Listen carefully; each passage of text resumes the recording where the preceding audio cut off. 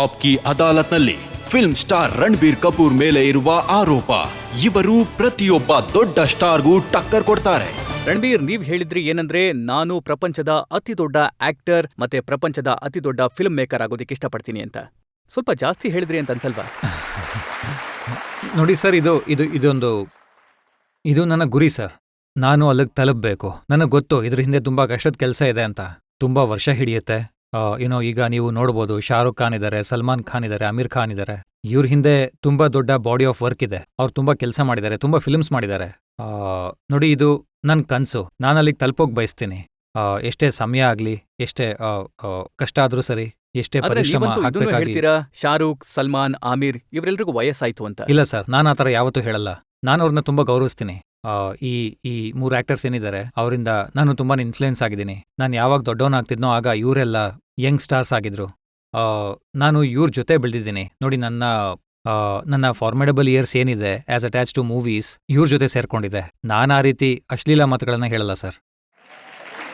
ಆದ್ರೆ ಈ ಮಾತು ನಿಜ ಅಲ್ವಾ? ಉದಾಹರಣೆಗೆ, ಯಾವಾಗ ಸಾವರಿಯಾ ರಿಲೀಸ್ ಆಯ್ತು, ಅದೇ ಸಮಯದಲ್ಲಿ ಶಾರುಖ್ ಖಾನ್ ಫಿಲ್ಮ್ ರಿಲೀಸ್ ಆಗಿತ್ತು, ಮತ್ತೆ ಅದರಿಂದ ಸಾವರಿಯಾಗೆ ನಷ್ಟ ಆಯ್ತು, ಹಾಗಂತ ತುಂಬಾ ಜನ ಮಾತಾಡ್ತಾರೆ. ನೋಡಿ ಸರ್, ಯಾವಾಗ ನನ್ನ ಮೊದಲನೇ ಫಿಲ್ಮ್ ರಿಲೀಸ್ ಆಗ್ತಿತ್ತೋ ಆಗ ನೀವು ಇಷ್ಟೊಂದು ಎಕ್ಸೈಟೆಡ್ ಆಗಿರ್ತೀರಾ ಫಿಲ್ಮ್ ಬಗ್ಗೆ. ಅಂದ್ರೆ ರಿಲೀಸ್ ಮಾಡಿ ನನ್ನ ಮೊದಲನೇ ಫಿಲಮ್. ಹಾಗಾಗಿ ಇದ್ರ ಬಗ್ಗೆ ಎಲ್ಲ ನೀವು ಯೋಚಿಸೋದೇ ಇಲ್ಲ. ಮೊದಲನೇದಾಗಿ ಎಕ್ಸ್ಪೀರಿಯನ್ಸು ಇರಲ್ಲ, ನೀವು ಸ್ವಲ್ಪ ನೈವ್ ಆಗಿರ್ತೀರಾ. ಆಗ ನನ್ಗೇನು ಅನ್ನಿಸ್ಲಿಲ್ಲ. ಅಂದ್ರೆ ಓಂ ಶಾಂತಿ ಓಂ ಬರ್ತಿದೆ, ಶಾರುಖ್ ಖಾನ್ ಅವ್ರ ಫಿಲಮ್ ಬರ್ತಾ ಇದೆ, ನನಗಂತೂ ನನ್ನ ಪಿಕ್ಚರ್ ಬರ್ತಾ ಇದೆ. ನಾನು ಇದರಿಂದ ಖುಷಿಯಾಗಿದ್ದೆ. ಫಿಲ್ಮ್ ಓಡ್ಲಿಲ್ಲ ಅದಕ್ಕೆ ಓಂ ಶಾಂತಿ ಓಂ ಕಾರಣ ಅಲ್ಲ ಸರ್. ಫಿಲಮಲ್ಲಿ ಕೊರತೆ ಇದ್ದಿದ್ದಕ್ಕೆ ಅದು ಓಡ್ಲಿಲ್ಲ ಅಷ್ಟೇ.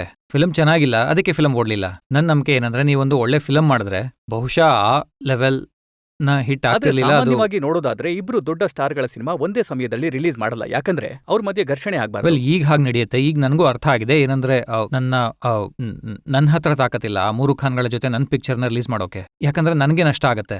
ಇವರೆಲ್ಲ ತುಂಬಾ ಅಚ್ಚುಮೆಚ್ಚಿನ ಸೂಪರ್ ಸ್ಟಾರ್. ಈಗ ಯಾವಾಗ ರಾಕ್ ಸ್ಟಾರ್ ರಿಲೀಸ್ ಆಗ್ತಿದ್ಯೋ ಅದೇ ಸಮಯದಲ್ಲಿ ಶಾರುಖ್ ಖಾನ್ ಅವರ ರಾವನ್ ರಿಲೀಸ್. ಆದ್ರೆ ನಾವು 2 ವಾರಗಳ ನಂತರ ಬರೋಣ ಅನ್ಕೊಂಡಿದೀವಿ.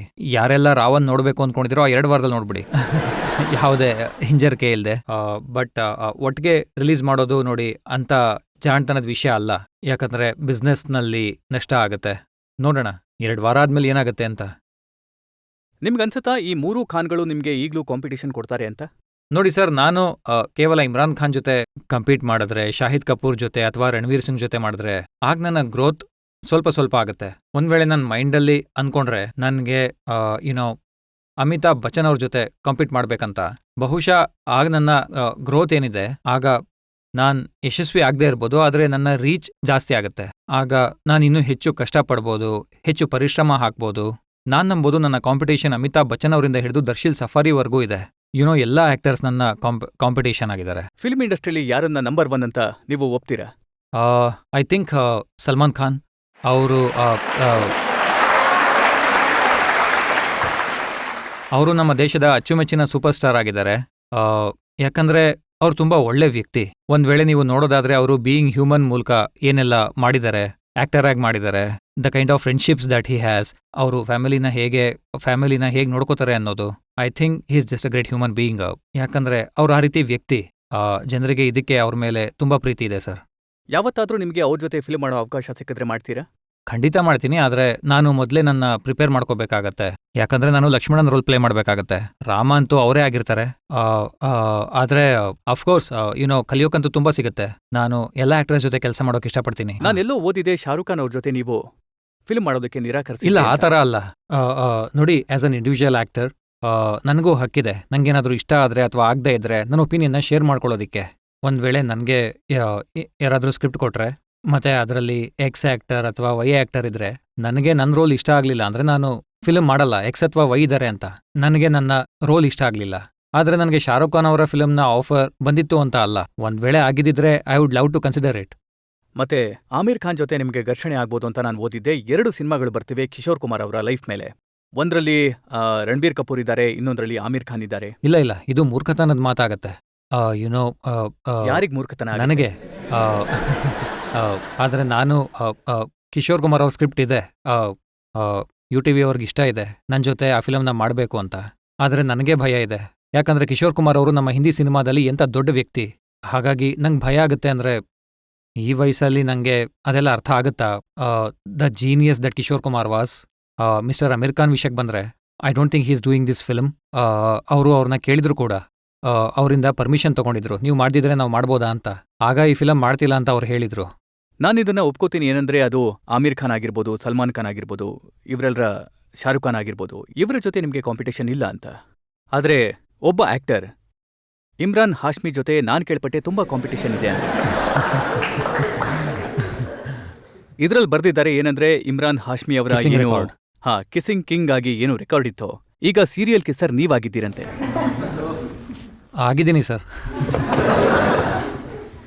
ಯಾಕಂದ್ರೆ ತುಂಬಾ ದೊಡ್ಡ ಲಿಸ್ಟ್ ಇದೆ. ಅಂಜನಾ ಅಂಜಾನಿನಲ್ಲಿ, ರಾಜನೀತಿನಲ್ಲಿ, ಪ್ರಿಯಾಂಕಾ ಚೋಪ್ರಾ ಜೊತೆ, ಅಮೆರಿಕನ್ ಆಕ್ಟ್ರೆಸ್ ಸಾರಾ ಥಾಮ್ಸನ್ ಜೊತೆ, ಮತ್ತೀಗ ರಾಕ್ ಸ್ಟಾರ್ನಲ್ಲಿ ಮತ್ತೆ ಕಿಸ್ಸಿಂಗ್ ಸೀನ್ ಇದೆ ನರ್ಗಿಸ್ ಫಕ್ರಿ ಜೊತೆ. ಹಾ ಸರ್. ಇದು ನಿಮ್ಮ ಡಿಮ್ಯಾಂಡ್ ಮೇಲೆ ಸೀನ್ ಇಡ್ತಾರಾ ಅಥವಾ ಇಲ್ಲ ಅವಶ್ಯಕತೆ ಇಲ್ಲ ಸರ್, ಇರುತ್ತಾ? ಇಲ್ಲ ಸರ್.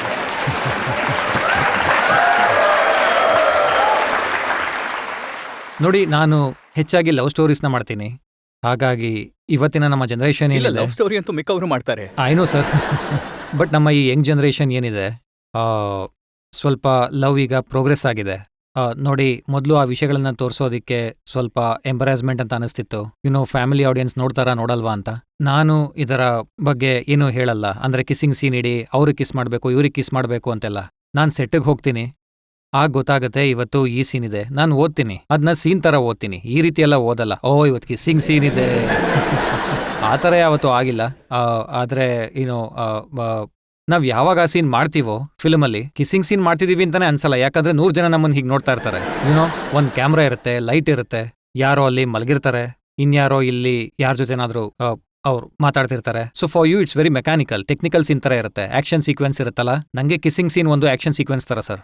ಅಂದ್ರೆ ಅದ್ರ ಹಿಂದೆ ಸಾಕಷ್ಟು ಸೂಕ್ಷ್ಮತೆಗಳಿರ್ತವೆ ಆ್ಯಂಡ್ ಟೆಕ್ನಿಕಲ್ ಥರ. ಲೈಟ್ ಎಲ್ಲಿಡಬೇಕು ಬೆಳಕಿಗೆ ನೋಡಿ, ನೀವು ಅವ್ರ ಮುಖದ ಹತ್ರ ಬಂದ್ರೆ ಅವ್ರ ಮುಖದ ಮೇಲೆ ಲೈಟ್ ಕಟ್ ಆಗುತ್ತೆ. ಸೊ ಇಷ್ಟೆಲ್ಲ ವಿಷಯ ಇರುತ್ತೆ, ನೀವು ಅರ್ಥ ಮಾಡ್ಕೊಳ್ಳಲ್ಲ. ಕಿಸ್ಸಿಂಗ್ ಸೀನ್ ನಡೀತಾ ಇದೆ ಅಂತೀರಾ. ರೀಟೇಕ್ಸ್ ಮಾಡ್ತೀರಾ ನೀವು?